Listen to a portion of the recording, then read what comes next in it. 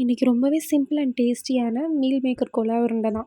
இது ஒரு veg Cola உருண்டை. நீங்கள் சிக்கனில் பண்ணுற மாதிரியே தான் இதுக்கும் பண்ணலாம். ரொம்பவே டேஸ்ட்டாக இருக்கும். அப்படியே மட்டன் கோலா உருண்டை சாப்பிட்ற மாதிரியே இருக்கும். அதுக்கு ஃபஸ்ட்டு மீல் மேக்கரை நல்லா வேக வச்சுட்டு தண்ணிலாம் புழிஞ்சிட்டு நல்லா அரைச்சி எடுத்துக்கோங்க.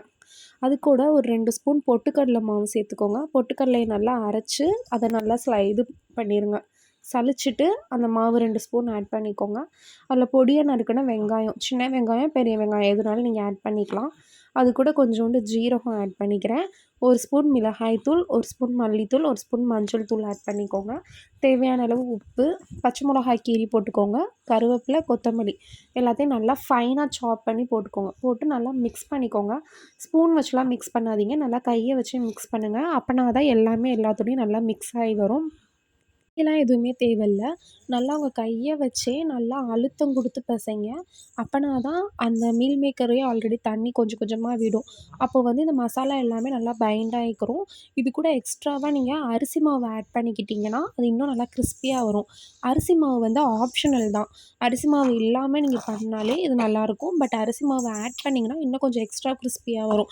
குழந்தைங்களுக்குலாம் கொடுக்குறீங்க, இல்லை உங்களுக்கே ஒரு கிறிஸ்பினஸ் இருக்கிறது பிடிக்குங்கிறவங்க அரிசி மாவை ஆட் பண்ணிக்கோங்க.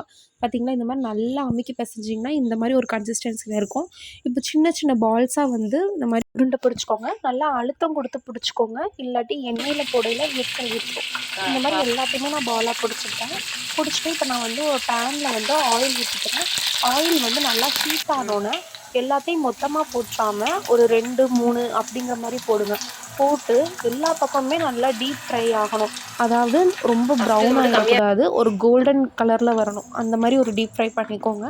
அண்ட் அப்போ தான் உள்ளக்குள்ள உள்ள எல்லாமே நல்லா வேகும். நீங்கள் வந்து ஆயில் வந்து நல்லா ஹீட்டாக இருக்கணும். அண்ட் ஹை ஃப்ளேமில் வச்சுக்கோங்க. அப்போனா தான் வந்து பால்ஸ் வந்து ஆயில் குடிக்காமல் இருக்கும். அண்ட் உள்ளக்குள்ளேயும் வந்து சீக்கிரமாகவே நல்லா வெந்து வரும். கருக விடாமல் எடுத்துருங்க. ஏன்னா மீல் மேக்கர் வந்து ஆல்ரெடி நம்ம வேக வச்சு தான் வச்சுருக்கோம். ஸோ அதனால் சீக்கிரமாகவே வெந்துடும். இந்த மாதிரி எல்லா பக்கமும் நல்லா கிறிஸ்பியாக அந்த பபுள்ஸ்லாம் அடங்கினோன்னு நம்ம எடுத்துடலாம். இப்படி கொஞ்சம் கொஞ்சமாக போட்டு எல்லாத்தையுமே நல்லா பொரித்து எடுத்துக்கிட்டிங்கன்னா ரொம்பவே கிறிஸ்பியாக இருக்கும். நீங்கள் இதை ரைஸோடய சாப்பிட்டுக்கலாம், இல்லாட்டி ஈவினிங் டைமில் ஸ்நாக்ஸ் மாதிரியும் சாப்பிட்டுக்கலாம்.